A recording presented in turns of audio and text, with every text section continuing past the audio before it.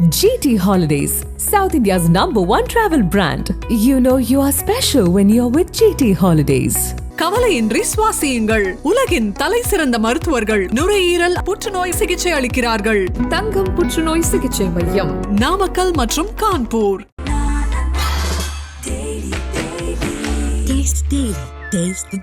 ஒரு யாரோ ஒரு அம்மா வந்து என்ன பண்ணியிருக்காங்க, பிச்சைக்காரனுக்கு ஒரு 15 ரூபா காசு போட்டிருக்காங்க. அதை வந்து அவரும் வாங்கிட்டு இந்த அம்மா போயிடுச்சு போல. கொஞ்சம் நடந்து போனா இப்போ திடீர்னு பார்த்தா ஒரு கார் வந்து அந்த பெரிய கார்ல வந்து ஏறுறாரு. யாருன்னு பார்த்தா ரொம்ப பெரிய ஆன்மாப்பா, நீ இவ்வளோ பெரிய காரியங்கள் பண்றேன்னு தோல்ல தட்டி கொடுத்துட்டு ஒரு மணி நேரம் வெயிட் பண்ணு அப்படின்னு சொல்லிட்டு ஒரு ஆம்புலன்ஸை வாங்கி கையில சாவியை கொடுத்துட்டு, ஆம்புலன்ஸ் வாசல் நின்று போட்டோலாம் எடுக்கல, சாவியை கையில கொடுத்துட்டு போயிட்டாரு. இலவசமா வீடு கட்டி கொடுத்துருக்காங்க. அவங்களோட குடும்ப வாழ்க்கை இதெல்லாம் நான் சொல்றது 20 வருஷங்களுக்கு முன்னாடியே. ஆனா வெளியில தெரியாம இருக்கு போது அவர்கிட்ட இருந்து வர வார்த்தை தெரியுமா, நான் செஞ்சதை வெளியில தெரிஞ்சது, நீ என் கூட பயணிக்க மாட்டேன். இவ்வளவு விஷயங்கள் இருக்கு சார். நீங்க அரசியலை விட்டு வெளியில போறது கூட என்ன காரணமாக இருக்க முடியும்? ஹெல்த் மட்டுமெல்லாம் கிடையவே கிடையாது. படத்துல மட்டும் நடிக்க தெரிந்த ஒரே மனிதன், வாழ்க்கையில நடிக்கவே தெரியாது. நீங்க அவர் முன்னாடி போய் நிக்கிற ஒவ்வொரு செகண்ட் கூஸ் பம்ப்ஸ் இன்ஸ்பிரேஷன்ல தூக்கிறோம் உங்களை. என்ன நடந்ததுன்னே தெரியல சார். அந்த ஸ்டேஜ்ல இருந்து நான் இறங்குற அந்த ஒரு கீழே சாப்பிட்றதுக்கு சாப்பாடுலாம் அரேஞ்ச் பண்ணி வச்சிருக்காங்க. நான் சாப்பாடு இலையில கை வச்சு என்ன சாப்பிட்டேன்னு கூட தெரியாத அளவுக்கு ஒரு கூஸ் பம்ப் எமோஷனல் எனக்கு அன்னைக்கு கிரியேட் ஆச்சு. இந்த உலகத்துல யாராவது ஒருத்தர் சொல்லுங்க, நான் அரசியலுக்கு வருவேன் ஆனா எனக்கு சிஎம் போஸ்டிங் வேண்டான்னு யாராவது ஒருத்தர் சொல்லுங்க பாப்போம். ஆனா இது போன்ற பல விஷயங்கள் தெரியாம இருக்கு சார். ஏன்னா இந்த நியூஸ் எப்படின்னா போய் இத்தனை பேர் போய் பண்றதெல்லாம் கிடையாது. அந்தந்த ஊர்ல இவங்களுக்கு ஒரு கட்டமைப்பு இருக்கா, அந்த கிராமத்துல இந்த ஒரு பாதிக்கப்பட்டிருக்கா, அந்த பாதிக்கப்பட்ட வீட்டோட ரிப்போர்ட் முன்னாடியே இவங்க வாங்கிடுவாங்க. சைலண்டா போய் ஒரு பைக்ல போய் அப்படியே எடுத்துட்டு போய் அதை வீட்டுல வச்சுட்டு இந்தமா பாத்துக்கணுமா கொடுத்துருவா. இதை விஜய் பண்ணியிருந்தானே பெரிய அரசியலா மாதிரி இருக்குமே. கிங் டிவி நேயர்களுக்கு வணக்கம். இன்றைய நேர்காணலில் நம்மோடு இணைந்திருக்கும் சிறப்பு விருந்தினர் சமூக செயற்பாட்டாளர் திரு ஹரிகிருஷ்ணன் அவர்கள். சார் வணக்கம். வணக்கம். சமூக வலைதளத்துல ஒரு கடிதம் ஒன்று பரவலா பெருசா போயிட்டு இருக்கு. அதுல வந்து அன்புள்ள அப்பான்னு சொல்லிட்டு ஒரு கடிதம் எழுதிருக்கீங்களே, அது என்ன? அது ரொம்ப நாளா மனசுல இருந்த ஒரு விஷயம். இந்த டைம் நான் என்னோட வாழ்க்கையில ஒரு பெரிய ஒரு விஷயம் நடந்துச்சு. இந்த டிசம்பர் 5ஆம் தேதி சர்வதேச தன்னார்வலர் தினத்துல அதை அவரோட ஷேர் பண்ணிக்கணும்னு நினைச்சது. அவரோட பிறந்தநாளா இருக்கும் போது அது அப்பான்னு சொல்ல வேண்டிய, அது எழுதும் போது தானா வந்துருச்சு அந்த வாக்கியம். என்னன்னா வந்து ரஜினி சாரோட ஒரு சின்ன ஒரு விஷயம், அவருக்கே தெரியுமான்னு தெரியாது, அவரால் நடக்கப்பட்ட ஒரு விஷயம் தான் இன்னைக்கு இந்த உலகத்துல ஐஐடியோட ஹெட்டாவும் ஒரு சோஷியல் ஒர்க்கர்ஸோட ஹெட்டாவும் இன்னைக்கு இந்த இண்டஸ்ட்ரியில இருக்கேன். நல்லா இவ்வளவு தூரம் படிச்சிருக்கேன், 2 டிகிரி முடிச்சிருக்கேன்னா என்னோட படிப்பிற்கு முதல் காரணம் சூப்பர் ஸ்டார் ரஜினிகாந்த் சார் தான். எப்படி சொல்றீங்க? ஆக்சுவலி எங்க அப்பா வந்து சின்ன வயசுல இருந்து ரொம்ப பெரிய ஒரு ரசிகர். அவருக்கு ஒரு மன்றம் இருக்கு சைதை பகுதியில, ஒரு மிகப்பெரிய ஒரு இதுல இருந்தார். அப்பாவோட பேர் PS நீலகண்டன் சொல்லிட்டு. அப்ப நிறைய விஷயங்கள் அவர் வந்து செய்வார். வீட்டுக்கு செய்யறாரோ இல்லையோ பயங்கரமா அதெல்லாம் செய்யறது பண்றதெல்லாம் அப்பத்துல இருந்தே நிறைய விஷயங்கள் நான் பார்த்திருக்கேன். கொஞ்சம் அப்படியே போயிட்டே இருக்கும்போது ஒரு டைம்ல வந்து நான் வந்து கவர்மெண்ட் எய்டட்ல தான் படித்தேன். ஸோ அந்த எய்டட்ல அப்போ படிக்கும்போது இருந்த ஃபீஸ் கட்டுறதே ஒரு பெரிய கஷ்டமா இருக்கும். இன்னும் சொல்ல போனா எனக்கு வந்து ஒவ்வொரு வருஷமும் அந்த 100 ரூபா 150 ரூபா தான் இருக்கும். அப்பா கூலி வேலை தான். அந்த 150 ரூபா ஃபீஸ் கட்டுறதுக்கு எனக்கு ஒரு மாசம் டிலே ஆகும். அந்த ஒரு மாசம் வந்து நான் கிளாஸ்க்கு வெளியில முட்டி போட்டெல்லாம் படிக்கிற கதைலாம் எனக்கு நடந்திருக்கு. ஃபீஸ் கட்டுறதுக்காக. அப்புறமா அதெல்லாம் பேப்பர்லாம் இருக்காது, எக்ஸாமுக்கு அந்த படிக்கிறதுக்கான நோட்டு புத்தகம்லாம் இருக்காது, ரொம்ப கஷ்டமா இருக்கும். அப்பெல்லாம் வந்து இந்த இலவசமா இந்த வர்த்தக சங்கத்துல இருந்து நோட்டு கொடுப்பாங்க. ஒவ்வொரு ஜெயின் ஸ்கூல்ல இருந்து ஒரு நோட்டு 2 நோட்டு கொடுப்பாங்க. இதெல்லாம் எப்ப கிடைக்கும்னா எனக்கு ஆகஸ்ட்ல கிடைக்கும். ஸோ நான் ஜூன்ல இருந்து ஆகஸ்ட் வரைக்கும் எனக்கு அது வரைக்கும் ஏதாவது அட்ஜஸ்ட் பண்ணு வேற பேப்பர்ல எழுதிக்கிறது, வெளில இருந்து பண்றதெல்லாம் பண்ணிட்டு இருக்கும்போது ஒரு டைம்ல எனக்கு வந்து கட்டுறதுல ரொம்ப கஷ்டமா இருக்கு அப்படின்னு ஒரு சின்ன ஒரு கிளாஸ்ல போனது. சரி நீ படிக்க வேண்டாம், போதும், உனக்கு விருப்பம் இல்லைன்னா விட்டுரு அப்படின்ற ஒரு ஸ்டேஜ் போச்சு. அப்ப சத்யநாராயணன் சார் வந்து எங்க வீட்டோட விசேஷங்களுக்குலாம் வர்றது வழக்கம். அந்த மாதிரி எங்க வீட்டுக்கு ஒரு வாட்டி வந்திருந்தாரு. அப்ப அவர் தான் சார் தான் வந்து ரஜினி சாரோட ஃபுல் இதுவும் பார்த்துட்டு இருந்தது. அண்ணன் கிடையாது, அவர் வேற. இவரு சத்யநாராயணன் சார்ன்றது இவரோட மொத்த அகில இந்திய தலைமை நற்பணி மன்றத்துக்கும் அவர் தான் வந்து ஹெட் மாதிரி, தலைவர் மாதிரி. ஆமா, அவர் தான் சார் பண்ண வேண்டிய, ரஜினி சார் பண்ற எல்லாத்தையுமே அவர் தான் பண்ணுவாரு. அவரை மாதிரி ஒரு இந்த உலகத்தோட உண்மையான விசுவாசியா நீங்க யாருமே பார்க்க முடியாது அந்த அளவுக்கு. இப்ப அவரோட ஹெல்த் இஷ்யூஸ், அவங்க அம்மாவோட ஹெல்த் இஷ்யூஸ்னால ரஜினி சாரே என்ன பண்ணிட்டாருன்னா, நீ அம்மாவை பாத்துக்கோ, என்னைய பாத்துக்கிறத விட நீ அம்மாவை பாத்துக்கிறது ரொம்ப முக்கியம்னு அவங்களோட கடைசியில கூட இரு அப்படின்னு அவரு ஒரு 4-5 வருஷமாவே ஆக்டிவா இல்லை. அப்ப அவர் என்னைய பார்த்துட்டு இந்த மாதிரி சார் சொல்ல சொன்னாரு, உன் பையனை வந்து சார் படிக்க வைப்பாரு, நீ இது எக்காரத்து கொண்டு படிப்பை விட்டுறாத, இந்த உலகத்துல கல்வியை விட சிறந்த ஆயுதம் வேற எதுவுமே இல்லைன்னு என் வாழ்க்கையில ஆயுதம், கல்வி ஒரு ஆயுதம்ன்றத ரிஜிஸ்டர் பண்ண முதல் வார்த்தை அன்னைக்குதான். என்னோட சின்ன வயசு பருவம் எனக்கு நல்லா ஞாபகம் இருக்கு. இந்த எக்காரணத்தை கொண்டு இந்த என்னை கேட்டார், "நீ எத்தனாவது படிச்சிருப்பீங்க அப்ப? 7th 8th அந்த டைம் பீரியடு என்கிட்ட கேட்குறாங்க, என்னப்பா பண்ற அப்படின்னா, படிக்கிறேன்னு. என்ன படிக்கிற? இல்லை ஸ்கூல் போகல, இப்போ நான் இது பண்ணல, இந்த நோட்டு இப்பெல்லாம் அந்த பிரச்சனையை சொல்லும்போது அவர் சொல்றாரு, அவர் எங்க அப்பாவை கூப்பிட்டு, பாரு நீலா, இப்படிதான் பேசுவார், பாரு நீலா, பையனை எக்காரணத்தை கொண்டு படிப்பை விட்டுறாத, இந்த உலகத்தோட சிறந்த ஆயுதம் கல்வி தான், இது சாருக்கு தெரிஞ்சா என்ன ஆகும் தெரியுமா உனக்கு அப்படின்னு சொல்லிட்டு போயிட்டாங்க. அடுத்த நாள் திருப்பி வந்தாங்க, வந்துட்டு சார் சொல்லிட்டாரு, இந்த மாதிரி உன் பையன் படிக்கிறதுக்கு அவரோட ஸ்கூல்ல அட்மிஷன் போட தயாரா இருக்காங்களா, இலவசமா உன் பையனோட படிப்பை பார்த்துப்பாங்க, அவன் படிச்சா மட்டும் போதும், நீ இதுல இனிமே தலையிடாத அப்படின்னு அன்னைக்கு சொன்ன அந்த வார்த்தை இருக்குல்ல, என் வாழ்க்கையை அப்படியே மாத்துச்சு. அன்னைக்கு மாத்தின உடனே எங்க அப்பா ஒரு வார்த்தை சொன்னார், அதோட சேர்ந்து ஒரு வார்த்தை சொன்னாரு, அண்ணா இல்லைண்ணே ஒன்றும் பிரச்சனை இல்லை, நீங்க சொன்னதே எங்களுக்கு பெரிய சந்தோஷம். ஏன்னா எங்க அப்பா எப்படின்னா எதையுமே பயன்படுத்திக்க கூடாதுன்னு நினைப்பார். நாம ஒரு ரசிகர் மன்றத்துல இருக்குன்றதுக்காக மட்டுமே, ஏன்னா நீங்க வந்து ரஜினி சாரோட ரசிகர் மன்றத்துல இருந்த எல்லாருக்குமே இலவசமா இடம் கொடுத்துருக்காங்க, இலவசமா வீடு கட்டி கொடுத்துருக்காங்க, அவங்களோட குடும்ப வாழ்க்கை, இதெல்லாம் நான் சொல்றது 20 வருஷங்களுக்கு முன்னாடியே. ஆனா வெளியிலே தெரியாம இருக்கு இது வரைக்கும். தெரியாது. ரஜினி சார் பண்ண எந்த விஷயங்களையுமே விளம்பரம் இல்லாத ஒரு விஷயம்னா ரஜினி சார் பண்றதும் அப்புறம் அஜித் சார் பண்றதும், இவங்க 2 பேர் மட்டும்தான் சினி இண்டஸ்ட்ரியிலேயே விளம்பரம் இல்லாமல் தன்னுடைய பணியை மேற்கொள்ளக்கூடிய உண்மையானவர்கள். அவங்களோட முதல் ஃபோக்கஸ் என்னவா இருக்குன்னா, நம்மளை நம்பி இருக்கக்கூடிய குடும்பத்துக்கு என்ன செய்யணும், அடுத்து அவங்களை சார்ந்து வெளியில இருக்கக்கூடிய அந்த உலகத்துக்கு என்ன செய்யணும், இப்படின்ற போக்குல போறது சூப்பர் ஸ்டார் ரஜினி சாரும் அஜித் சார் மட்டும் தான். இவங்க 2 பேர் மட்டும் தான். மீதி எல்லாருக்குமே போட்டோ ஷூட், விளம்பரம் எல்லாமே நடக்கும். இவங்க 2 பேருக்கு அது கிடையவே கிடையாது. அப்ப எங்க அப்பாவுக்கு சொன்னாங்க, உங்களுக்கு வந்து நீங்க வாடகை வீட்டுல இருக்கீங்க, எங்களோட வாடகை வந்து 400 ரூபாய். ஸோ அந்த 400 ரூபாய்க்கு பாத்ரூம்லாம் இருக்காது, காமன் பாத்ரூம். ரொம்ப கஷ்டப்படுற குடும்பத்துல பயங்கரமா வாழ்ந்தோம். நான் படாத வழியெல்லாம் இல்லை. தண்ணியெல்லாம் எங்களுக்கு வேணும்னா காலையில 4 மணிக்கு எழுந்துச்சு குழாயில நானு அப்பா அம்மாலாம் அடிச்சுக்கிட்டு அதை தூக்கிட்டு போய் 2 மாடி தள்ளி எடுத்துட்டு போய் வச்சுக்கிட்டாதான் எங்களுக்கு அடுத்தது வந்து அந்த தண்ணி கிடைக்கும். இப்படிதான் இருக்கும் வாழ்க்கைய. அப்ப சொன்னாங்க, உங்களுக்காக எங்க அப்பா அந்த இடத்த வாங்கிக்கல. அதே மாதிரி பிசினஸ் பண்றதுக்கு கொடுத்தாங்க, வாங்கிக்கல. ஏன்னா எங்க அப்பாவோட தாரக மந்திரம் என்ன இருந்ததுன்னா, நான் என்னோட அண்ணனாக நான் பாக்குற ரஜினி சார் கிட்ட இருந்து இதற்காகத்தான் என்னோட வாழ்க்கை பயணம் இருக்குன்னு இருந்துடக்கூடாது அப்படின்றத எங்க அப்பாவோட எதிர்பார்த்து ஒருத்தர் வேலை செய்யறாங்க, எதிர்பார்ப்புகளோட இருந்துடவே கூடாது. எனக்கு போஸ்டிங் கொடுப்பாங்கனோ, பதவி கொடுப்பாங்கனோ, வாழ்க்கையை வாழக்கூடாதுன்றதுல எங்க அப்பா ரொம்ப தெளிவா இருந்தார். அப்ப இந்த படிப்புக்கான விஷயம், ஆசிரம் ஸ்கூல் எவ்வளவு பெரிய இடம்ன்றது நம்ம எல்லாருக்குமே தெரியும். எனக்கு அதுல கொடுக்கும்போது அப்பா சொன்னாரு, இல்ல என் கஷ்டத்தோட அவன் பார்த்து அதுலயே வளரட்டும், நீங்க படிப்பை எக்காரணத்தை கொண்டு அவனை நிறுத்த மாட்டேன், அவன் வந்து கவர்மெண்ட் ஸ்கூல்லயே படிக்கட்டும் அப்படின்னு கார்பரேஷன் பாய்ஸ் மாநகராட்சி பள்ளி, நம்ம சென்னை மாநகராட்சி பள்ளி சைதாப்பேட்டில் வந்து என்னை சேர்த்தாங்க. அப்ப சரி, வேற ஏதாவது டியூஷனுக்கோ நோட்டு புக்குக்கோ எது வேணாலும் நீங்க என்னை வச்சுக்கோ பாத்துக்கோ அப்படின்னு அன்னைக்கு சொன்ன அந்த ஒரு நொடி இருக்குல்ல சார், அன்னைக்கு எனக்கு வந்து ஒரு ஒரு ஒரு மனசுல வந்துச்சு. எப்படின்னா, ஒரு மனுஷன் பணம் இருந்ததுன்னா எவ்வளவு பேருக்கு வாழ்க்கையை உருவாக்க முடியும். அந்த பணம் இருந்தா மட்டும் பார்த்தாது, அதை வாழ்க்கையை உருவாக்கக்கூடிய மனசும் இருக்கணும்னா அது ரஜினி சார் கிட்ட இருந்திருக்கு. ஏன் நான் அந்த மாதிரி ஒரு இடத்துல வரக்கூடாது, நான் ஏன் என் வாழ்க்கையை அப்படி வடிவமைக்க கூடாதுன்னு அப்ப உதிச்ச ஒரு வாசம் தான். ஸோ நிறைய சம்பாதிக்கிறதோட பணத்தோட வேல்யூலாம் தெரிய தெரிய தெரிய ஸ்கூல் படிச்சு முடிச்சு, அதுக்கப்புறம் 1 வருஷம் வேலைக்கு போய் அந்த 1 வருஷம் சம்பாதிச்ச காசை வச்சு காலேஜுக்கு போய் சேர்ந்து, காலேஜுக்கு நான் காலையில போறேன்னா மத்தியானம் 1:30க்கு முடிச்சுன்னா 2 மணிக்கு மூட்டை தூக்குற வேலைக்கு போவேன், நைட்டு 11:30 மணி வரைக்கும் மூட்டை தூக்குற வேலை செய்வேன், அடுத்த நாள் காலையில பேப்பர் போடுற வேலை, திருப்பி காலேஜ், அப்புறம் இது இப்படிதான் என் வாழ்க்கையை ஒரு 3 வருஷம் வாழ்ந்து, அப்புறம் படிப்பை முடிச்சு பிஎஸ்சி கம்ப்யூட்டர் சயின்ஸ் முடிச்சு, அதற்கப்புறமா கொஞ்சம் மார்க்கெட்டிங் சேல்ஸ் இண்டஸ்ட்ரிலாம் போய் அப்புறம் என்னைய கொஞ்சம் மெருகேற்றி அதில் கொஞ்சம் எக்ஸ்பர்ட் ஆகி ஒரு பிஸ்னஸை ஸ்டார்ட் பண்ணி 2019ஆம் ஆண்டுல நம்ம சூப்பர் ஸ்டார் சார் வந்து அரசியலுக்கு வரேன்னு டிக்ளேர் பண்ண டைம்ல வந்து அவர் அன்னைக்கு பார்த்தே ஆகணும்னு சொல்லி என் பிஸ்னஸ் கார்டு லான்ச் வந்து சார் தான் வந்து அந்த மேடையில் வச்சு என்னோட விசிட்டிங் கார்டு அவர்கிட்ட கொடுத்து முதல் ஆசீர்வாதம் அன்னைக்கு வாங்கினேன். அப்போ நான் சொன்னேன், ஒரு வார்த்தை அவர்கிட்ட சொன்னேன், சார் ஒரு மேக்ஸிமம் ஒரு 5 செகண்ட் 10 செகண்ட் தான் பேச வாய்ப்பு கிடைச்சது, அப்பாவும் நானும் ஒன்னா எடுத்துக்கணும் அப்படின்னு சொல்லி போட்டோ சொன்ன உடனே யாருமே பேச விடலை. நான் உடனே சொன்னேன், சார் உங்களால தான் இன்னைக்கு இந்த பிசினஸ் வர நிலைமைக்கு நின்று காட்டுறேன், அன்னைக்கு நீங்க என் படிப்புக்கு இந்த வாழ்க்கை கொடுக்கலாம், எனக்கு இந்த வாழ்க்கை கிடையாது அப்படின்னு கையை கொடுத்து,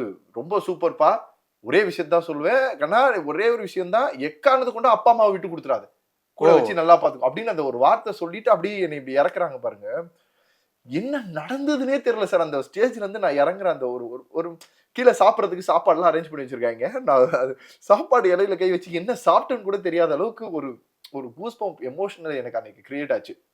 நீங்க பாருங்க, நான் ஒரு விஷயத்த சொல்றேன், ஒரு கிரெடிட் அவருக்கு கொடுக்குறேன், அவர் திருப்பி ஒரு விஷயத்த சொல்றாரு, அவர் அந்த கிரெடிட்டுக்கு தேங்க்ஸ் பண்ண ஏத்துக்கல. அவர் என்ன சொல்றாருன்னா, என்னைக்குமே அப்பா அம்மா முக்கியம், விட்டு கொடுக்காது அப்படின்னு அந்த ஒரு வார்த்தையோட சொல்லி அவர் அனுப்புற இது இருக்குல்ல, அது பெரிய விஷயம். நீங்க அதை ஒரு நீங்க சொன்னது அவர் புரியலையா? அப்படி புரிச்சுது. அதை சொல்லி வாழ்த்துக்கள் சொல்லிட்டு வாழ்த்துக்கள், அவர் அந்த கிரெடிட்டை எடுத்துக்கல.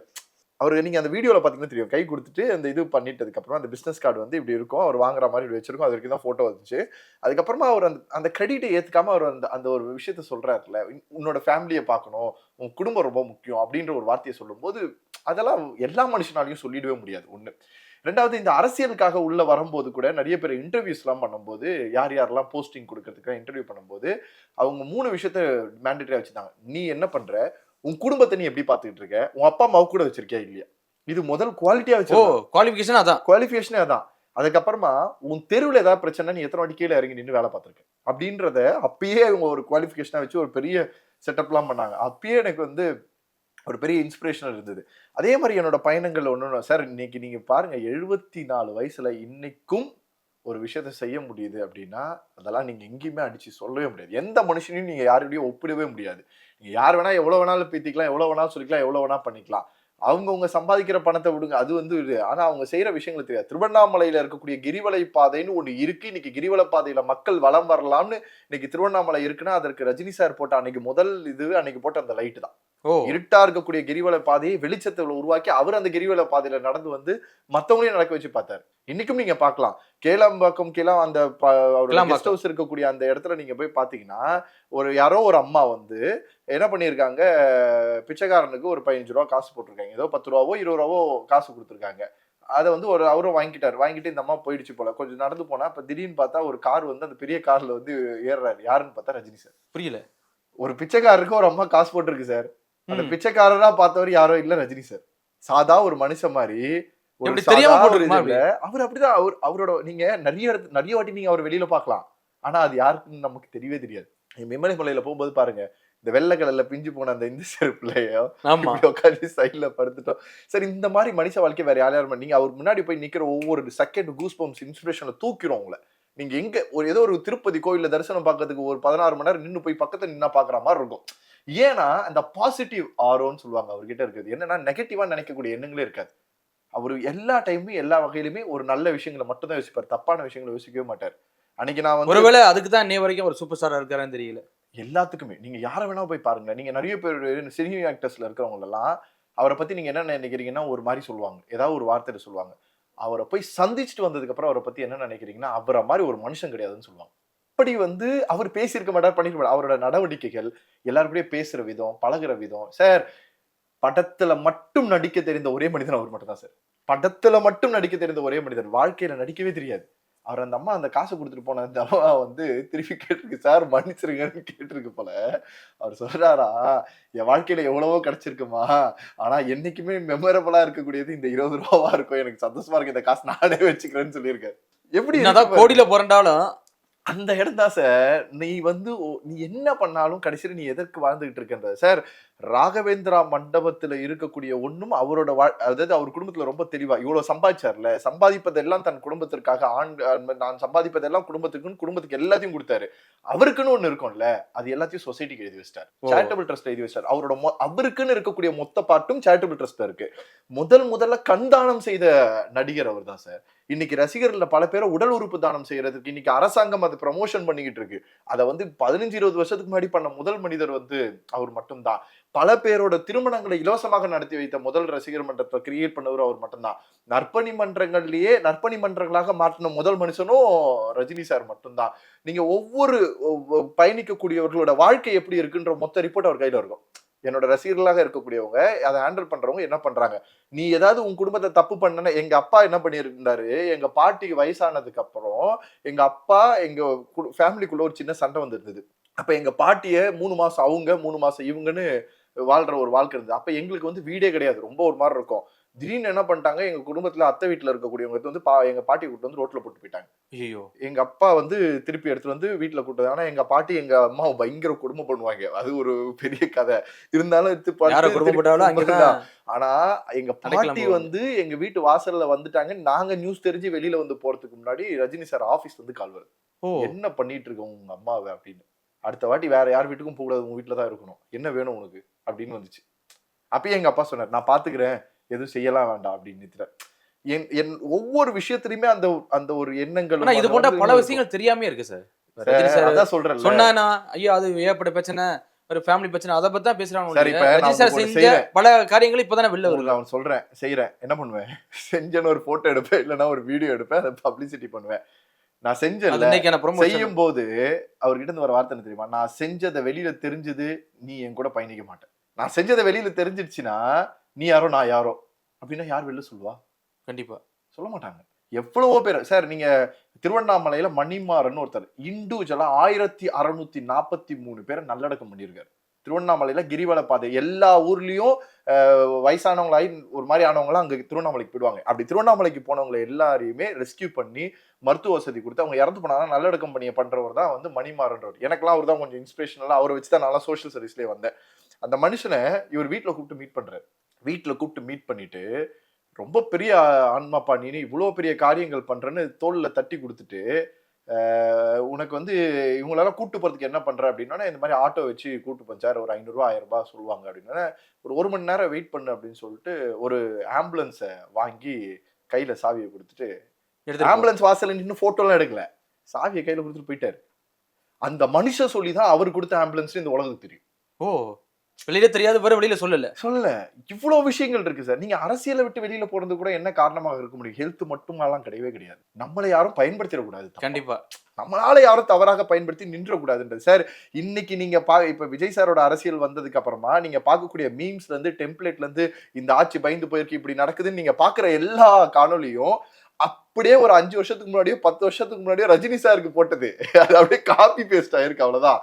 இன்னைக்கு நீங்க வந்து கொள்கை பரப்பு செயலாளரா நம்ம இவரு மணி பேசுற ஒரு டைலாக்கும் அதே மணிதான் ரஜினி சார வேற மாதிரி பேசிட்டு இருந்தது. ஆமா, திருமாவளவன் சார் கட்சியில இருந்துகிட்டு அங்க இருந்து பேசினது இன்னைக்கு அப்படியே வந்து இந்த இடத்துக்கு மாறிடுச்சு. அப்ப மனிதர்கள் இங்க இருக்கக்கூடியவங்க தான் இடத்துக்கு ஏத்த மாதிரி மாறி பேசிட்டு இருக்காங்க. அந்த மனிதர் ஒரே இடத்துல தான் நின்றுட்டு இருக்காரு. இப்ப ரீசெண்டா ஒரு வீடியோ பாத்தீங்களா? ஆனா இந்த அரசியல் வருகையை வந்து தெளிவா பயன்படுத்தி இருக்காரு ரஜினி அவர்கள். நம்மளுக்கு செட் ஆகாது. ஏன்னா நம்மள நம்பி 4 பேரு ஆதாயம் அடையறாங்க. அவ்வளவுதான் விஷயம். ஆதாயம் அடையறாங்கன்னு தெரிஞ்சிச்சு. அவரு ஒரு சார், இந்த உலகத்துல யாராவது ஒருத்தர் சொல்லுங்க, நான் அரசியலுக்கு வருவேன் ஆனா எனக்கு சிஎம் போஸ்டிங் வேண்டான்னு யாராவது ஒருத்தர் சொல்லுங்க பாப்போம். யாராவது ஒருத்தரை கண்டுபிடிச்சு சொல்லுங்க பாப்போம். வரதே சிஎம் ஆசைக்காக தானே. அந்த முதலமைச்சர் இருக்கையில இப்படி சும்மா உக்காஞ்சு கெத்தா இருக்கணும்னு நினைக்கிறது. நான் வருவேன், கட்சியை நடத்துவேன், ஆனா முதலமைச்சர் இருக்கையில் இருக்கக்கூடியவர்கள் எனது ரசிகர்களோ அப்படி எல்லாம் கிடையாது. யார் ஒருத்தருக்கு உண்மையான தகுதியும் அடிப்படையும் எல்லாம் இருக்கோ அந்த ஒரு சரியான மனிதன், மக்கள் மேல் அன்பு கொண்ட அந்த ஒரு மனிதனுக்கு அந்த இருக்கையை கொடுப்பேன்னு நினைச்ச முதல் அரசியல் அவர் தான். அதையே ஃபேன்ஸ் வந்து ஆப்போசிஷன் தான் பண்ணாங்க. இதெல்லாம் வந்து சரி வராது, நீங்க சிஎம் சீட்ல. ஆசையை துறந்தவன் தாங்க உண்மையான மனிதன். அந்த ஆசையை துறந்த ஒரு மாபெரும் மனிதன் தான் அவர். அதனாலதான் பிறந்த நாள் அப்ப நான் இருந்தேன்னா இவ்வளவு செலவு பண்ணுவாங்க, அதை பண்ணுவாங்க, இதை பண்ணுவாங்கன்னு ஒரே இது. இப்ப நடுவில் கூட ஒரு போஸ்டர் ஒட்டியிருந்தாங்க, 5 செகண்ட் பாருங்க, போஸ்டர் ஒட்டியிருக்காங்க. இப்படி எல்லாம் எம்ஜிஆருக்கு இவங்களுக்கு எல்லாம் ஒப்பிட்டு இதெல்லாம் பண்ணி இந்த மாதிரி ரஜினி சார் மாதிரி ஒரு இது கிடையாது அப்படின்னு மதுரையில எங்கேயோ போஸ்டர். அடுத்த 2வது நிமிஷம் கால் வருது, நீ அந்த போஸ்டரை எடுக்கணும். இவரை பத்தி பெருமையா பேசி போடுற போஸ்ட் தான். அதை பாக்குற மத்தவங்களா இருந்தாங்கன்னா சந்தோஷம், ஆஹா என்னை எப்படி எல்லாம் சொல்றாங்களா, வெளியில வேணா இல்லைன்னு சொல்லிக்கலாம், ஆனா நீ ஒட்டுறா, நீ காம்படிஷனை கிரியேட் பண்ணா சொல்றாங்க. ஒரு ஃபோன் பண்ணி அதை ரிமூவ் பண்ணுங்கன்றாங்க. அடுத்த போஸ்டர் அதே இடத்துல அதை எடுத்துக்கப்பட்டு வேற போஸ்டர் மாறுது. மக்களுக்கு இடையூறு செய்யக்கூடிய எந்த விஷயத்தையும் பண்ணாதீங்கன்றாங்க. பேனர் வைக்காதீங்கன்றாரு. பேனர் எம்ஜிஆர் யூனிவர்சிட்டியில ஒரு ஃபங்க்ஷன் போறாரு, நான் இவ்வளவு பேனர் பார்த்தேன், தயவு செய்து கும்பிட்டு கேட்டுக்கிறேன், நீங்க பேனர்லாம் வைக்காதீங்க, அது யாருக்காவது இடைஞ்சலாகி யார் மேலேயாவது ஏதாவது பட்டுச்சுன்னா அது ரொம்ப கஷ்டமாயிடும், அது நம்ம எனக்கு செய்யறதை விட மனிதர்களுக்கு எதுவும் செஞ்சிடாதீங்கன்னு நினைக்கக்கூடிய மனசுதான் உண்மையான மனசு. இல்ல, எனக்கு தெரிஞ்ச நேற்று ஒரு மூத்த பத்திரிகையாளர் பேட்டி எடுக்கும் சொன்னாரு, எனக்கு எங்க சூப்பர் ஸ்டார் பட்டம் போட்டீங்க, அது பெரிய பட்டங்க, நாங்க தகுதியே இல்லாதவன் அப்படின்னு சொல்லி கேட்டாரா? நீங்க ஜி டிவின்னு நினைக்கிறேன் சார், அர்ச்சனா ஒரு இன்டர்வியூ எடுத்திருப்பாங்க, பெஸ்ட் இன்டர்வியூ சார். அவரு சூப்பர் ஸ்டார் மாதிரியே பேச மாட்டாரு சார். அவர் சொல்லுவாரு, சார் நீங்க இவ்வளவு பெரிய சூப்பர் ஸ்டாரு, இவ்வளவு எளிமையான வாழ்க்கையை வாழ்றீங்க, நீங்க இவ்வளவு பெரிய மாமனிதன் அப்படின்னு அவர் சொல்றாரு. என்னங்க நீ எளிமையா வாழ்றேன்றீங்க, 5 ஸ்டார் ஹோட்டல்ல தான் தூங்குறேன், ஏசி அவ்வளவு ஏசி இருக்கு, வீட்டுல அவ்வளவு பெரிய சோஃபா இருக்கு, நான் போற ட்ரெஸ்ல இருந்து கார்ல இருந்து இனோவா கார்ல போறேன், ஆடி கார்ல போறேன், என்னைய பார்த்தா நீங்க வந்து ஏழ்மையான வாழ்க்கை வாழ்ற மாதிரி தெரியுதான்னு. அந்த மனப்பான்மை வந்து எந்த மனிதர்களுக்கும் வந்துடாது சார். இன்னைக்கு திரையுலகத்துல இவ்வளவு பெரிய உச்சத்தில் இருந்தாலும் எதையும் இது பண்ண. நான் நடுவில் கூட ஒரு வீடியோ பார்த்தேன், திருவண்ணாமலை இன்சிடென்ட்ல அந்த 7 பேரோட மரணத்தை பத்தி நீங்க என்ன நினைக்கிறீங்கன்னு நிருபர்கள் கேட்ட ஒரு பேட்டி வந்து நடுவில் வந்துச்சு. அப்போ வந்து புரியல அப்படின்னு கேட்கிறாரு, ஏதோ கேட்கிறாரு, அப்புறம் அப்படியா அப்படின்னு கேட்கிறாரு, அப்புறம் ஓ மை காட் சாரி அப்படின்ட்டு போறாரு.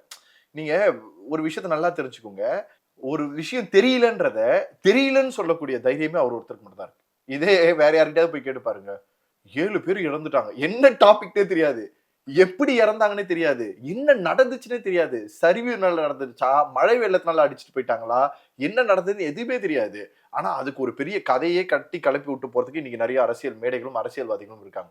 தெரியாதுன்றதை இத்தனை பேர் பாக்குறீங்கல்ல, இத்தனை மீடியா பாக்குதுல்ல, நான் பேசுற டாபிக்கா போகும்னு தெரிஞ்சு கூட தெரியலன்ற விஷயத்த ஒத்துக்கிறாரு அப்படின்னா அது கூட எப்படி மீம்ஸ் தெரியுது. ஆமா, அதுதான் நம்ம மனுஷங்க, நம்ம பாக்குற பார்வை விஜயகாந்த் சாரை பாக்குற மாதிரிதான். உண்மையை பேசக்கூடியவர்களை புறந்தள்ளி வச்சிருவோம், அவர் இல்லாதப்ப அதை பத்தி பெருசா பேசிட்டு இருப்போம். இங்க பெரிய தவறுகளே அதானே. வாழ்க்கை எல்லாமே ரொம்ப சாதாரணமான ஒரு விஷயம் சார். அப்ப அங்க அவர் ஒரு எந்த விஷயத்த உணர்த்துறாரு அப்படின்னா, இந்த என்கிட்ட வந்து தகவல் தெரியிற அளவுக்கு நான் ஒரு சரியான டீம் தான் வேணா மேபி பக்கத்துல இல்லாம போயிருக்குமே தவிர, புரியுதா உங்களுக்கு? அந்த விஷயம் தான் பிரச்சனையே. எல்லா மனிதர்கள்கிட்டயுமே இதான் பிரச்சனை. நீங்க முதலமைச்சராக இருக்கட்டும், கட்சி தலைவராக இருக்கட்டும், யாராகவே இருக்கட்டும், அவர்களுக்கு சரியான நபர்களை அவர்களை சுத்தி வேண்டியது இருக்கு. அந்த நபர்கள் சரியா இருந்தா தான் சரியா எது போய் சேரணும், எது போய் சேரக்கூடாதுன்ற விஷயங்களை பார்க்க முடியும். இது எதுவுமே இல்லாம நம்மளால ஒண்ணும் சொல்ல முடியாது. அவர் முடிச்சுட்டு ஊர்ல இருந்து வரவரை நீங்க போய் குறை சொல்லிட்டு ஒன்றும் பிரயோஜனம் கிடையாது. ஆனா ஃபெங்கல் புயலுக்கு நான் கடலூர்ல, விழுப்புரத்துல, திருவண்ணாமலையில, கள்ளக்குறிச்சியில இந்த மாவட்டங்கள்ல ஃபுல்லா நம்ம சர்வீஸ் பண்ணி பார்த்த இடத்துல அந்த இருளர் மக்களையும் ட்ரைபிள்ஸையும் எஸ்சி எஸ்டியும் வச்சு அரசியல் செய்த ஒரு கட்சி கூட அவங்களோட உடஞ்சு போன கூரையில தார்பாய் போட்டு கொடுக்க கூட லாக்கில்.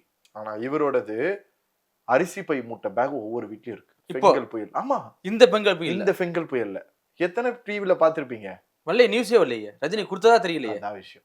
ஏன்னா இந்த நியூஸ் எப்படின்னா போய் இத்தனை பேர் போய் பண்றதெல்லாம் கிடையாது. அந்தந்த ஊர்ல இவங்களுக்கு ஒரு கட்டமைப்பு இருக்கா, அந்த கிராமத்துல இந்த ஒரு பாதிக்கப்பட்டிருக்கா, அந்த பாதிக்கப்பட்ட வீட்டோட ரிப்போர்ட் முன்னாடியே இவங்க வாங்கிடுவாங்க. எல்லாருக்கும் மொத்தமாலாம் பண்ண மாட்டாங்க. உண்மையிலேயே பாதிக்கப்பட்டு அடிப்படை வசதிகள் கூட கஷ்டப்படாம இருந்தாங்கன்னா சைலண்டா போய் ஒரு பைக்ல போய் அப்படியே எடுத்துட்டு போய் அதை வீட்டுல வச்சுட்டு இந்த பாத்துக்கணுமா கொடுத்துருவா. இதை விஜய் பண்ணிருந்தானே பெரிய அரசியலா மாறி இருக்குமே. அரசியல் பேச்சா தானே மாறி இருக்கு. பண்ற நம்பிக்கை யாருக்கும் கிடையாது சார். அது ஏன் காரணம்னா, நீங்க வச்சிருக்கக்கூடிய ஒவ்வொரு ரசிகர்களும் அந்த மாதிரி ரசிகர்கள் வச்சிருக்கீங்களா, மிஸ்யூஸ் பண்ணாத ரசிகர்கள் வச்சிருக்கீங்களான்ற ஒரு கேள்விக்குறி இருக்கு. ரஜினி சார் அதை அப்பத்துல இருந்தே கட்டமைப்பு பண்ணிட்டாரு. அவர் பண்ண கட்டமைப்பை இந்த உலகத்துல வேற யாருமே பண்ணல. அதான் பிரச்சனை. அஜித் சார் இப்ப கூட ரீசெண்டா பாருங்க, கடவுளே அஜித்தேன்னு அந்த வார்த்தையை பயன்படுத்தாதீங்கன்னு சொன்னதை கூட ஒரு மீம்ஸ் ஆக்குனாங்க. ஆமா, அவர் என்ன சொல்றாரு பாருங்க, என்னைய நீங்க தூற்றி ஒவ்வொரு விஷயத்த சொல்லி என்னைய ஒரு பெரிய ஆளா நீங்க காமிக்காதீங்க.